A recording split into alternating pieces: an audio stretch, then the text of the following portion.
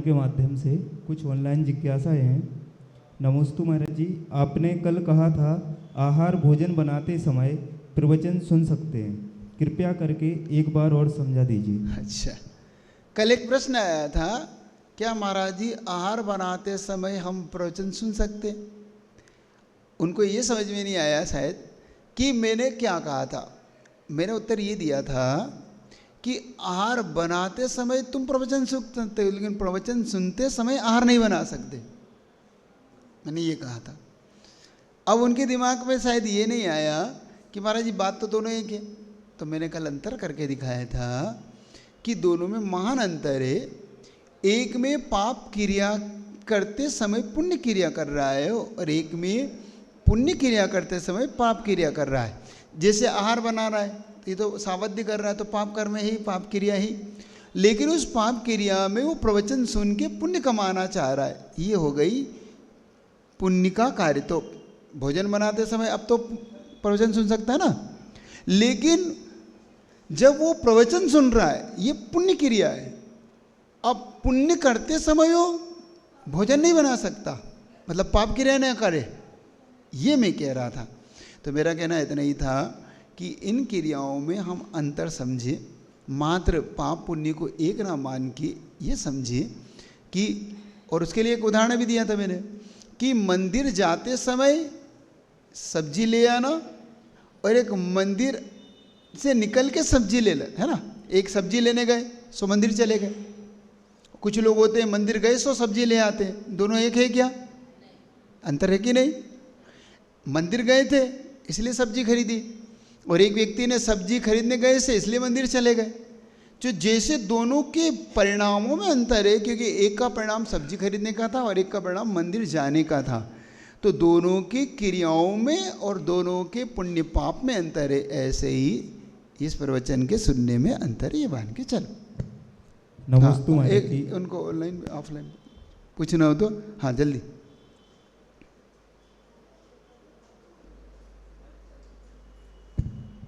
नमस्तु नमस्तु नमस्तु।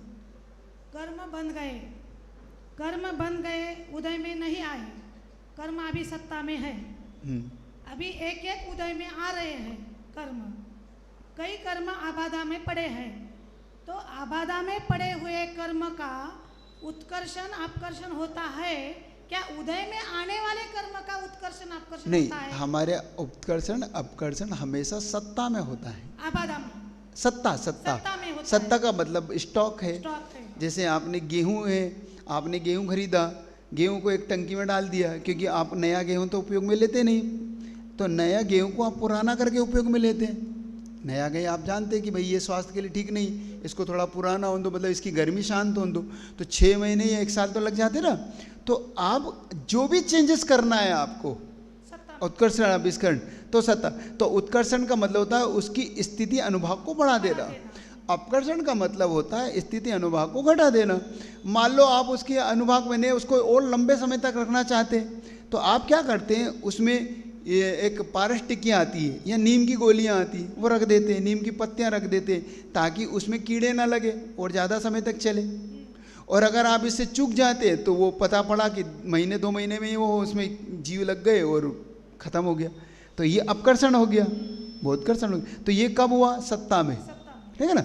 और बाकी तो अब उदीर्णा उदय में क्या था, आपने जो 2 किलो गेहूं लिया था वो आपने उसमें से निकाल लिया था। 1 कुंटल गेहूं से जो आज आपको 2 दिन 3 दिन के मर्यादा का पीसना था, आपने पीस लिया, और पीसने के बाद आपने 3, तो इसमें तो कोई उत्कर्षण अपकर्षण करना ही नहीं है ना आपको। ये तो सत्ता में ही उसका उत्कर्षण अपकर्षण आपको करना है। और उदीर्णा में जो कर्म आते हैं वो उदय में तो आते हैं, वो फिर उदीर्णा क्यों कहा? उदीर्णा का अर्थ होता है अपक्वपाचन। एक उदाहरण दिया उन्होंने, असमय में कर्म का उदय में आने का नाम, और उसमें जो निषेक मैंने कहा था 1 बाय 1 एक एक की बनाई थी आप, और आपने यहाँ पुंज के पुंज एकदम जो उनके जो द्रव्य है उसका, वो द्रव्य अब वो एक एक करके नहीं आ रहा, वो अब पुंज का पुंज आ रहा है, उसका नाम उदीर्णा है। तो अभी हमें उदीर्णा, जैसे अचानक आपने कहा कि अरे भैया बहुत अच्छी मेरी दुकान चल रही थी, ना जाने ऐसा क्या हुआ, तुम्हारे पाप कर्म की तीव्र उदीर्णा हो गई, तीव्र होते ही तुम्हारा सब कुछ ठप हो गया। अच्छा भला चल रहा था और एकदम ठप हुआ तो समझ लेना एकदम पाप, क्योंकि थोड़े थोड़े पाप में तो नहीं हो सकती। थोड़े पाप में क्या होता, थोड़े पाप में कोई तुम्हारा पैसा खा जाता, एक दो ग्राहक टूट जाते, थोड़े पाप में तुम्हारा और कुछ हो जाता, घाटा हो जाता, लेकिन यहाँ तो पूरा ही ठप हो गया, पूरा सही करा। तो ये मतलब है कि तीव्र पाप कर्म की उदीर्णा हो गई, ये उदीर्ण। और उदीर्णा के लिए उदाहरण आचार्य ने दिया है, जैसे जब नदी का पानी बहता है गर्मी में इस समय तो बिल्कुल साफ सुथरा बहता है और थोड़ी, लेकिन उसकी धार छोटी हो जाती है, सूख जाता है। लेकिन वही पानी बरसात में बहता है, बाढ़ ला देता है। तो वो बाढ़ का आना उदीर्णा है और सिलों में बहना ये उदय है। तो ये उदीर्णा इसको बोलते हैं। आबादा काल में जो कर्म पड़े हैं उसको समय की अपेक्षा है। हाँ, उनको उदय में आने के लिए, अपना फल दान देने के लिए समय के अपेक्षा। चलिए, और किसी को नमस्ते। नमस्ते। हाँ,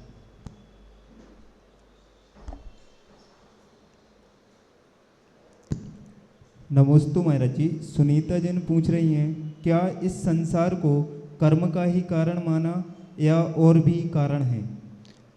देखो, कल भी मैंने कहा था यह संसार कर्म का ही एक पूरा बनाया गया है। किसी के अन्य अन्य दर्शन में किसी ने भगवान के द्वारा इसको माना, किसी ने कर्म के द्वारा माना, किसी ने नेचर से माना, किसी ने कहा कि नहीं ये तो हमारा खुद की रचना है। अलग अलग लोगों की रचना है, ये नष्ट भी होती है। किसी ने ब्रह्मा विष्णु महेश को माना कि ब्रह्मा बनाता है, विष्णु पालता है और महेश इसका नष्ट कर देता है। तो अलग अलग लोगों की अलग अलग धारणाएं यहाँ पर है। लेकिन जैन शासन की धारणा है कि ये सर्व व्यक्ति जीव के अपने अनादि कर्मों के बंध से बंधा हुआ है और उसी का ये फल पुण्य पाप के रूप में भोगता रहता है। क्योंकि अगर एक बार ये जीव बिना कर्म के हो जाए तो फिर उसका संसार अपने आप ही समाप्त हो जाता है।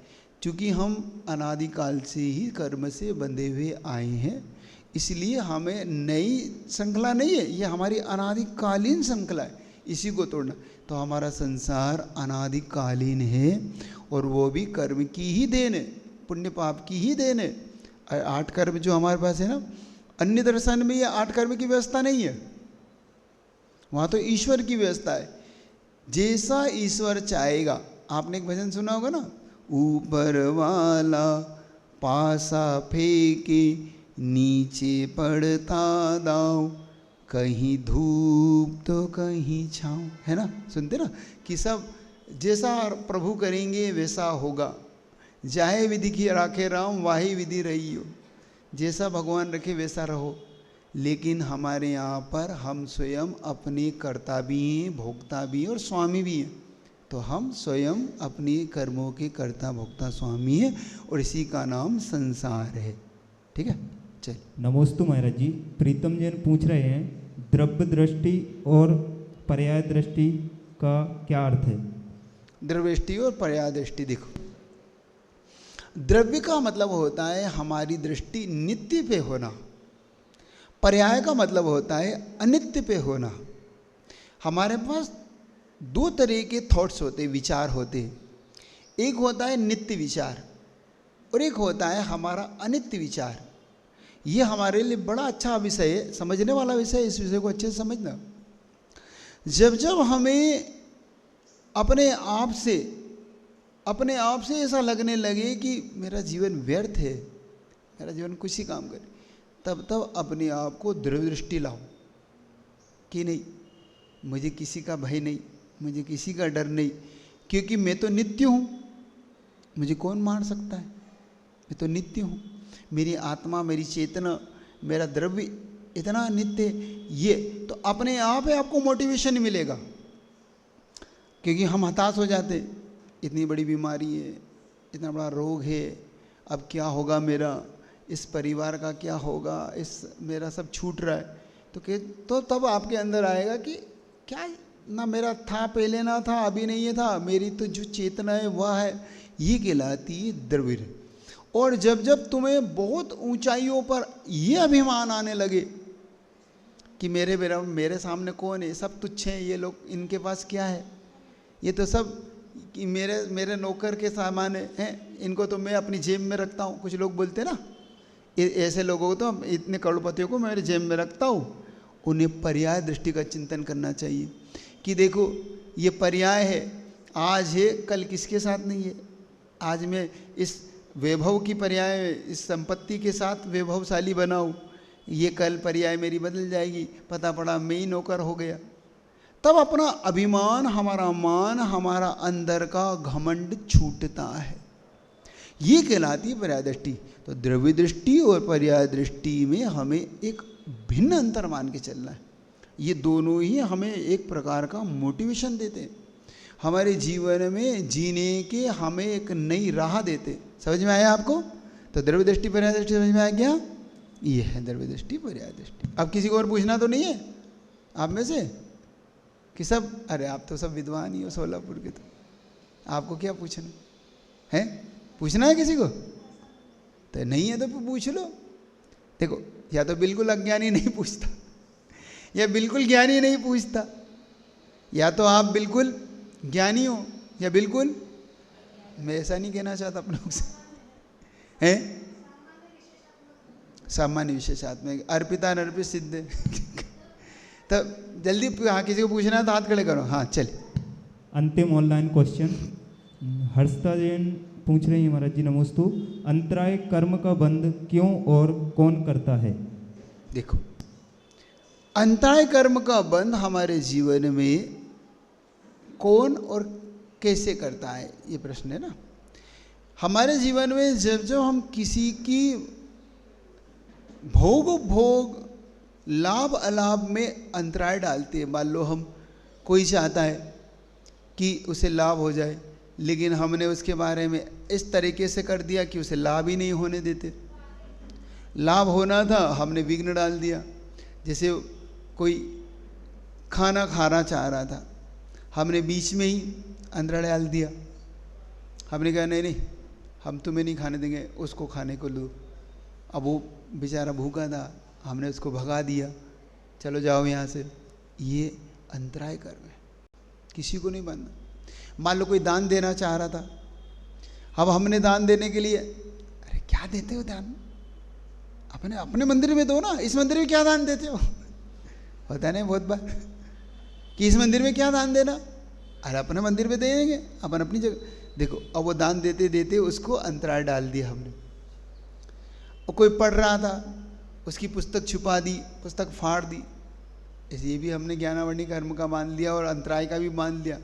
क्योंकि एक सिद्धांत ये भी है कि एक कर्म बंधता है, उसके साथ 7 कर्म और बनते हैं। आयु को छोड़ दो तो 7 में बंटवारा होता है। तो अंतराय कर्म जब जब आपको आपके मन में किसी वस्तु, व्यक्ति, किसी प्रकार का भी कोई दुर्भाव आए, तो समझ लेना आप स्वयं के लिए अंतराय डाल रहे हो। जब जब आपको कोई चीज़ ना मिले तो समझना हमने किसी को अंतराय जरूर डाल रखा है।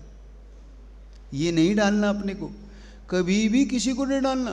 कोई मंदिर दर्शन करने जा रहा तो अंतराय नहीं डालना, कोई दान दे रहा है तो अंतराय नहीं डालना, कोई किसी के बारे में यश कीर्ति उसके गुणगान कर रहा तो अंतराय नहीं डालना।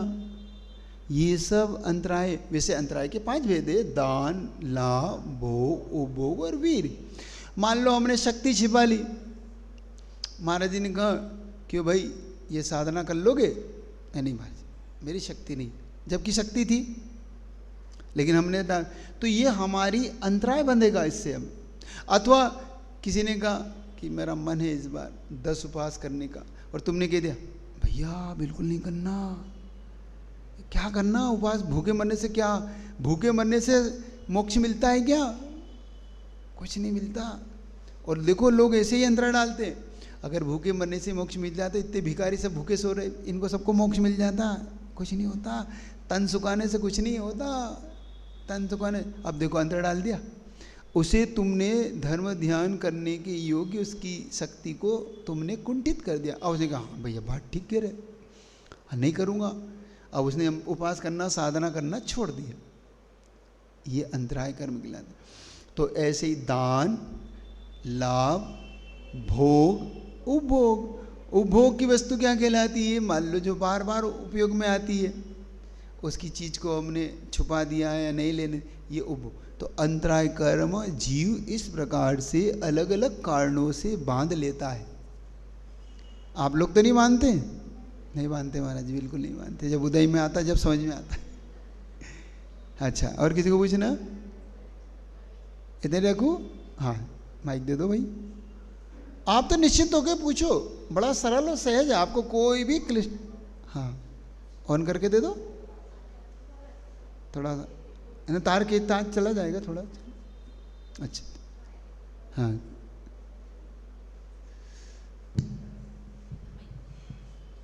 नमोस्तु भगवान, नमोस्तु नमोस्तु। निधत्ती कर्म और निकाचित कर्म की व्याख्या है। निधत्तित निकाचित, निधत्तित निकाचित का मतलब ऐसे कर्म जिनमें 4 कार्य होते हैं कर्मों के अंदर: उत्कर्षण, अपकर्षण, उदीर्ण और संक्रमण। तो निधत्ति में उत्कर्षण अपकर्षण तो हो सकता है, लेकिन संक्रमण और उदीर्ण नहीं होती, ये दोनों चेंज। लेकिन निकाचित में चारों ही कार्य नहीं होते। जैसा है वैसा ही, जिस रूप में बंधा है उस रूप में ही फलदान देगा। जैसे उदाहरण दे देता हूँ, कोई कोई दुकान पे क्या होता है, सामान चेंजेस हो जाता है कि भाई हमारे यहाँ पैसा तो नहीं देंगे, लेकिन आपको हम सामान चेंज करके दे देंगे। आप सामान के बदले में कोई वस्तु के बदले में वस्तु ले लो। लेकिन कोई कोई दुकानदार कहते हैं भाई आपने वस्तु ले ली है, आप दुकान से मेरे नीचे उतरे, अब आप मुझे भूल जाओ, मैं आपको भूल गया, क्योंकि मैं कोई चेंजेस नहीं करता, जो बेच दिया वो आपका है। तो इसको बोलते हैं निधत्ति निकाचित। तो निगत्तित में उसने क्या करा, वस्तु के बदले वस्तु तो दे दी, और निकाचित में की गया उसने कुछ भी नहीं बदला, जैसा है वैसा का वैसा ही आपको अपने उपयोग में लेना है। अब फेंको चाहे जो करना है सो तुम करो, इसका नाम निकाचित है। तो निधत्त निकाचित में चेंजेस नहीं आता है। हाँ, निधत्त निकाचित नहीं हो तो उसमें चेंजेस हो सकता है, उसमें अपकर्षण हो सकता है, उत्कर्षण हो सकता है, संक्रमण हो सकता है, ये हो सकता है। चलिए हाँ, वो निधत्त निकाचित। हाँ चलिए, और किसी को? बस इधर रखूं? चल इधर रखते। और